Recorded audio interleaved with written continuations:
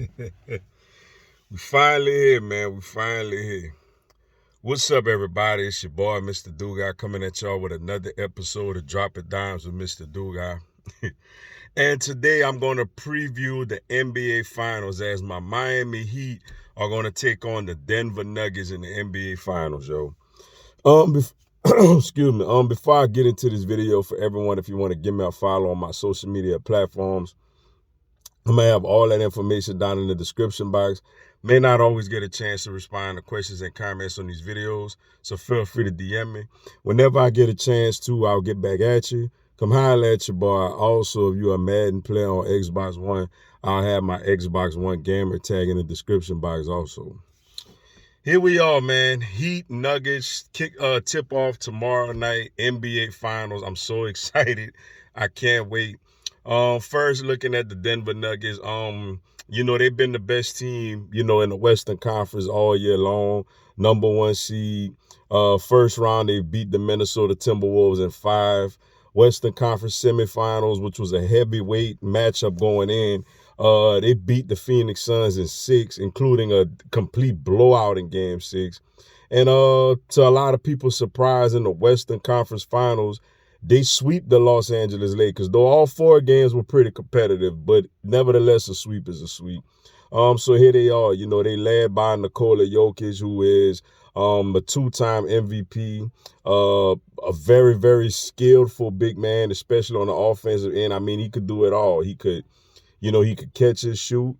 He could go to the basket. He could post up. He could pass. He could even hit fadeaway threes off of 1 foot without even looking at the goal, man, as the Lakers know all about that. He does it all. Jamal Murray, who is a big-time player, we all remember him in the bubble where he went crazy, especially that first-round series going toe-to-toe with Donovan Mitchell. But he's an elite scorer. He's a guy that could put the ball in the basket, could get to the hole, could stop, pull up, catch, shoot, step back 3, you name it, he got it. The ball gets in the basket. Also got a guy like Aaron Gordon, who is versatile. To me, might be their best defender. To me, I think he their best defender.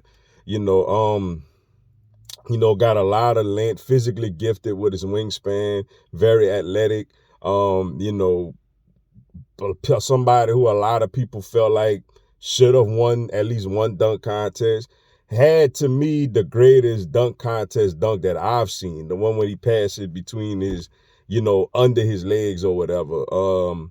But yeah, he's a versatile guy, yo. He's more than just a dunker, especially at this stage of his career. Versatile guy, not the greatest 3-point shooter, but could defend and could get to and finish around the rim. Kentavious Caldwell-Pope, man. I still got nightmares of this guy knocking down 3 after 3 in the bubble.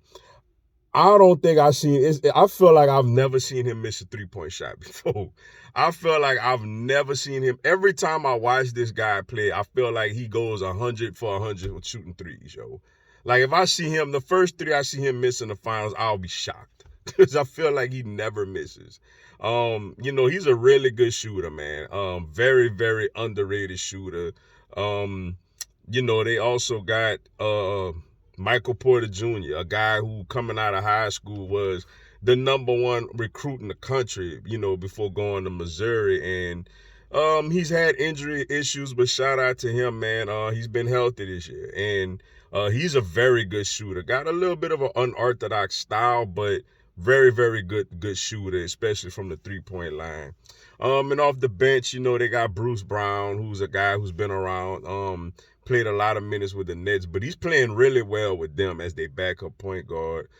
Christian Braun, a rookie who comes in and is a lot more athletic than people would think he is, just because he's a shorter guy, but very athletic and a solid defender. And they got the old wiry veteran Jeff Green, who just seems to end up on the team every year and actually playing decent. That's their main 8 guys, and of course they led by Michael Malone, who I respect a lot as a head coach. And of course we all know about my Heat, man, led by Jimmy Butler, who just trademarked the saying "Himmy buckets." Bam Adebayo, who has to play better. but, is very versatile. Gabe Vincent, Max Strus, Caleb Martin, who's been spectacular lately, Kyle Lowry off the bench, Duncan Robinson, and it looks like Tyler Hero will be back possibly game 3. Coda Zeller, Kevin Love. I'm looking forward to it. Teams played twice this year. The game in Denver, the Heat had a lead late in that game, but Denver roared back and won the game. For the Heat, Tyler Hero played really well. For them, Jokic did his thing. And when we played in Miami, the Heat had an early lead, but Denver kind of did their thing in the second half, and it was also a close game. Both games were 5 and 4 point games that Denver won both of them. Where I feel like the Heat got a chance is because we got shooting just like they do. I think the biggest thing with a team like, Minnesota just was young. They wasn't ready. Phoenix, they got 2 really great guys, but nobody else really consistently gave them help. And the Lakers got people, but they don't have consistent shooting, in my opinion. The Heat got shooting. Jimmy Butler and Bam are the only 2 guys who are not great shooters, besides Zeller. Not great, but guys that could consistently hit a 3. And Butler, when the playoffs roll around, he does find his 3-point range. So I feel like the Heat got shooting, especially if we do get Tyler Hero back. To me, the Heat are a better defensive team. Denver, as great as they are offensively, I feel like they're not as good defensively. You could put up points on them. I just feel like that he got a real shot in this thing, man. Bam Adebayo will be key. His defense on Jokic, not only trying to defend him and bother him a little bit, but also on the other end, actually being aggressive and trying to get him in foul trouble, making him work on the defensive end. I feel like Jimmy Butler should be able to do his thing if he comes out aggressive. But I like the Heat in this, man. I know I seem biased and everything, but I like the Heat in 6. And like I said, I think Jimmy Butler will be the NBA Finals MVP. I just feel like we're a little better coached. I feel like we're a little more mentally tougher. I feel like we've been on this stage before, and I don't think they're as good defensively. And I think though they could shoot the ball really well, I think us mixing up man and zone coverages, could probably throw them off a little bit. Hey, it may actually help us too that, we've played 7 games with Boston to where they don't have as much time to prepare for us, for game 1 as if, we finished it off early and they had a whole week to prepare for this, to prepare for this zone and all that. So it's gonna be fun. Denver is a really good team. I respect them a lot.